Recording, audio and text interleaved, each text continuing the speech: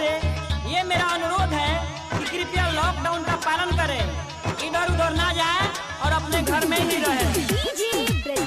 Corona virus की संक्रमण cycle तोड़ने के लिए कम से कम 21 दिन का समय बहुत अहम है। लॉकडाउन भारत का हम मिलके सफल बनाएंगे, ठीक है। लॉकडाउन भारत का हम मिलके सफल बनाएंगे। नून रोटी खाएंगे, घर से बाहर ना जाएंगे, ठीक है। नून रोटी खाएंगे, घर से बाहर ना जाएंगे, ठीक है। नहीं कहीं मेला होगा, नहीं अब झमेला होगा, ठीक है। नहीं कहीं मेला होगा, कहीं ना झमेला होगा। लॉकडाउन में अब काम सब अकेला होगा, ठीक है। किसी के भी घर पे मिलने न जाएंगे, हम सब मिल के कोरोना को भगाएंगे, ठीक है।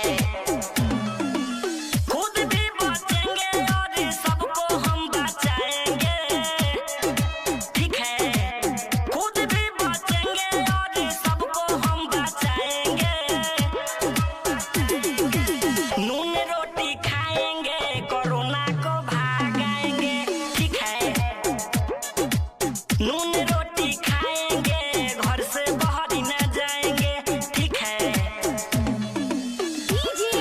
अगर ये 21 दिन नहीं संभले तो देश और आपका परिवार 21 साल पीछे चला जाए।